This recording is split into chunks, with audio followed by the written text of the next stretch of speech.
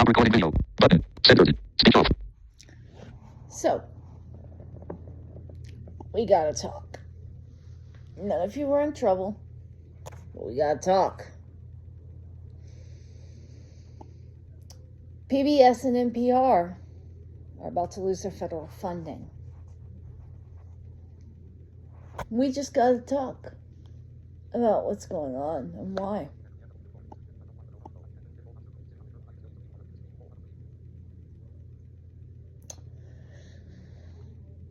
We gotta talk about why it's catastrophic for our tribal and rural areas. We gotta talk about how PBS and NPR are vital to national infrastructure and security, and how they help people. They're not just, I grew up with this, I want to save it for nostalgic purposes. No. And that's a small part of it.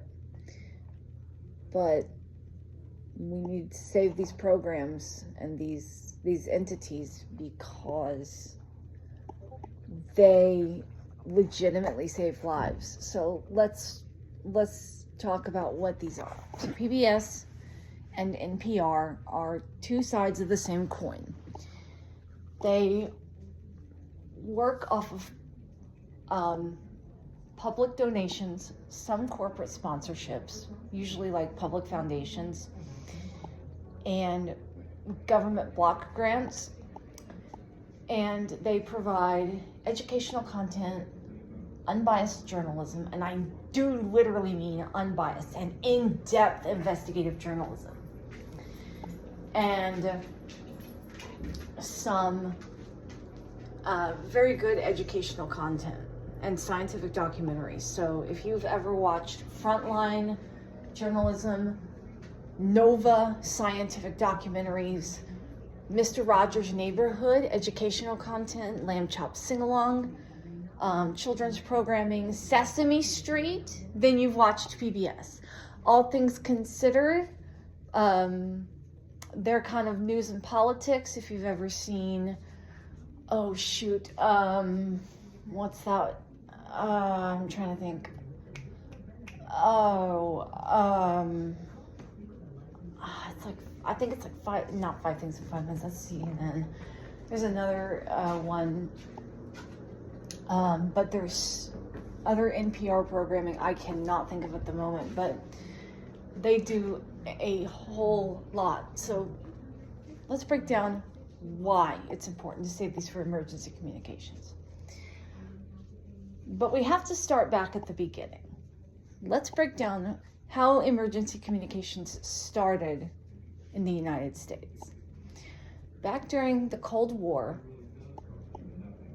bombers used electromagnetic radiation to navigate and to find targets. So when you had big cities, they would navigate by using the broadcast towers. Well, that's a bad idea. So the government said to broadcasters, okay, if there's ever a bombing, you need to switch to 2 designated frequencies, and you're gonna switch on and off and round robin it.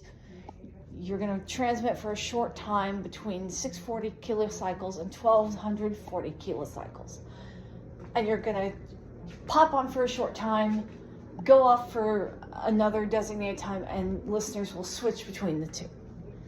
That was the COMELRAD system, control of electromagnetic radiation, and it was in place from the 1950s up until 1963. And in 1963, between 1961 and 1963, COMELRAD was replaced with the emergency broadcast system, which began to use the two-tone attention signal, which is the sound that your phone makes if you're in the United States and get an Amber Alert, tornado warning, or God forbid if you were in Hawaii in 2018 and got the false missile alert. That's the sound you heard. That is the two-tone attention signal, although back then, all it did was it switched the, so back then the stations used teletype, and it basically rang the bell 10 times, and they had authenticated words. You can actually look this up. There's a very good website, although it's really hard to find now, that showed the documents and everything for how this all was supposed to work, and it was really detailed. But when the emergency broadcast system went off, live announcers would sometimes read the cards, or they would play records. Well, the emergency broadcast system wasn't okay. It was supposed to work like this. If nukes were coming, the president would say, okay, I need to speak to everyone. His White House communications officer would say, okay, Mr. President, we're going to set this up. They would call, they would get on the hardened communications lines and say, okay, I need to speak to the heads of the Civil Defense Office, CNN, NBC, and CBS. Those were the three at the time. They would all get on, and they would basically form what's called a ring down bridge conference, and they would patch into the station's carriers, which are the transmitter towers, and then the president would speak. Now it's all done using, as of 1997, it's done using specific area message encoding. Now, they began to use the daisy chain as early as the 1970s, where they began to use the primary entry point system. That is where 31 designated stations, which are hardened and are also somewhat fallout shelters in undisclosed locations across all 50 states and territories, work to, basically they are the backbone of the system. And yes, many of them are PBS, NPR, and NOAA Weather Service stations. Or National Weather Service stations. So if we lose the National Weather Service, we also lose some of these stations too. Without PBS, NPR, and NWS, our primary entry point system is weakened significantly. So these 31 stations across 50 states and territories, as of 2025, do still exist. However, the system has changed. As of 1997, we got the emergency alert system, which uses specific area message encoding. What specific area message encoding does, it sends 3 bursts of data at the beginning, which is what sounds like the fax machine when you hear the test or the tone or the signal or the alert. I don't like the sound, but that's fine. It sends the same message 3 times because the index does error correction, compares the message, and does best 2 out of 3. If there is 1 out of 3, it rejects it. 3 out of 3, it also accepts it. 2 out of 3, it'll accept it. The message carries data such as date and time of the alert, area to be alerted, up to all, I want to say it's like 32 county, state, or territory codes. Also can include the entire country or the District of Columbia as well. The duration of the alert in 15-minute increments. It can also include who initiated the alert and the code for the alert. There's a very special code that is almost never used, and that code is EAN. If you ever see EAN, you're fired, because that means emergency action notification. These are the big boy alerts.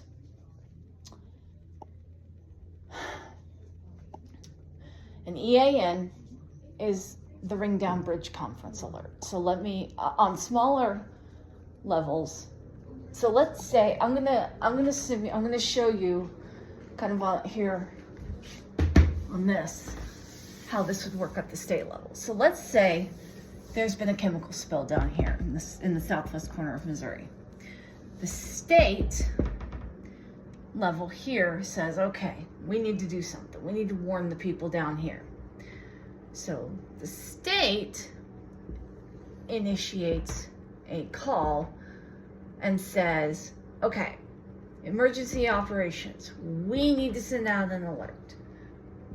Call our, what are called our local primary 1 for that area. Local primary 1 is who the station monitors.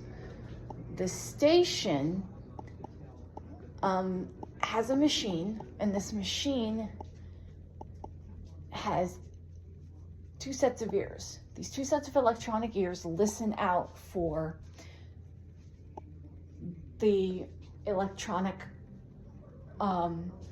buzzing that is information, and if the information matches the area that the machine is programmed for, it will say, oh, hey, that's me.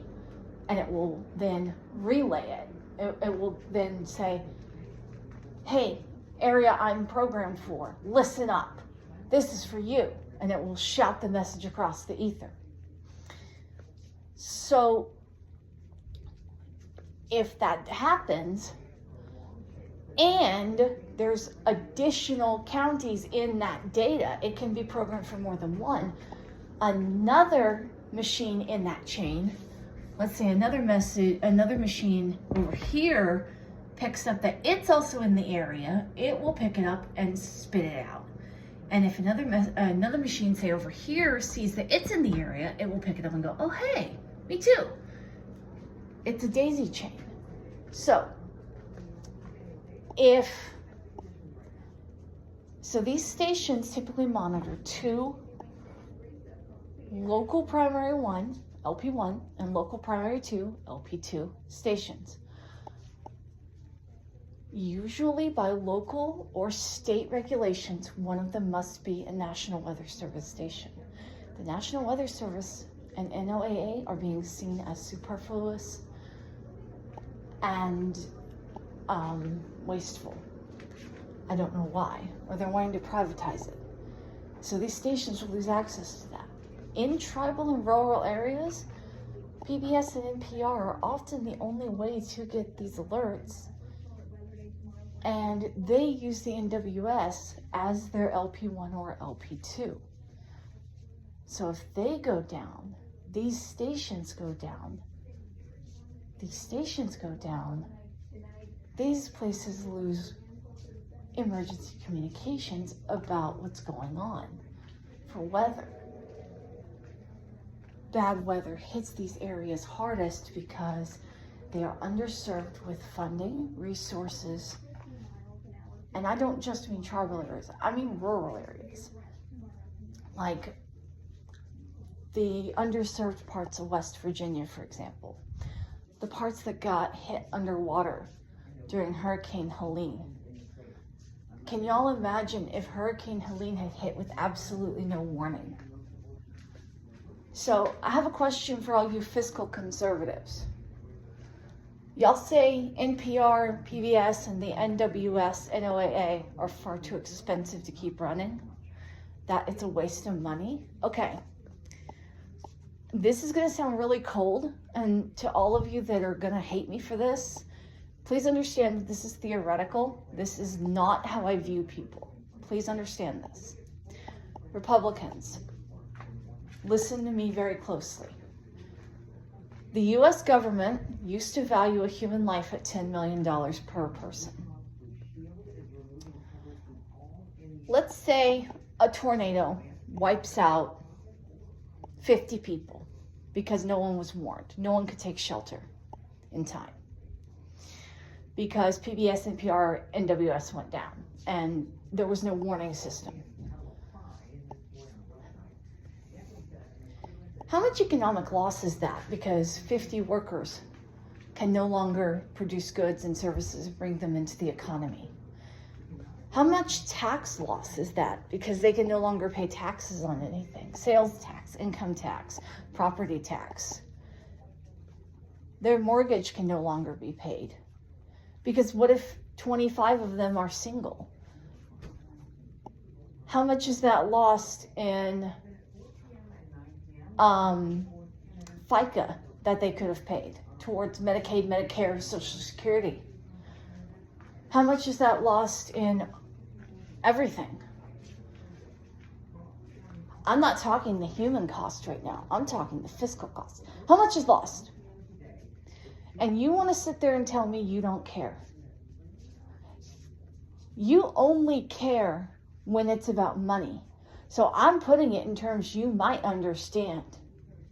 How much is lost? Let's break it down. It's a lot. So let's say this person worked a job where they were paid $15 an hour. Yeah. Do the math. You just wiped out a lot of money from the economy by not putting a system in place and warning people. 70 million people were recently under threat from the United States, and we had 30-something people die in storms just here in the Midwest alone. And that was with warnings. That was with warnings. That was with CAP and Common Learning Protocol, which is how we now get alerts and stuff on our phones, and wireless emergency alerting working and non-privatized.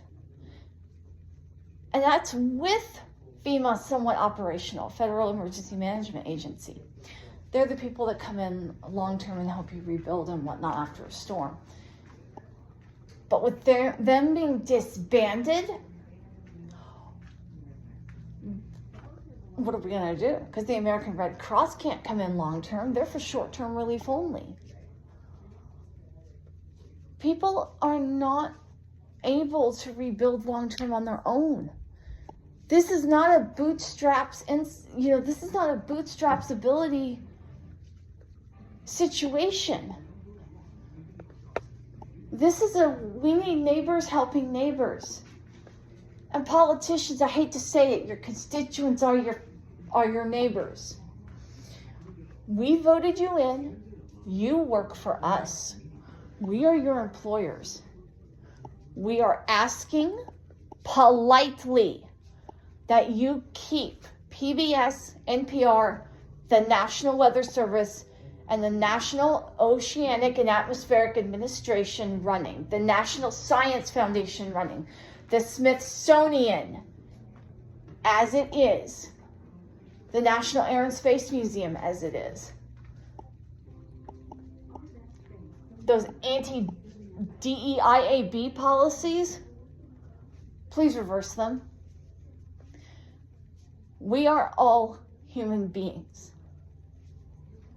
None of us are any different than any other. In that, we all, for the most part, have thoughts and feelings. We all are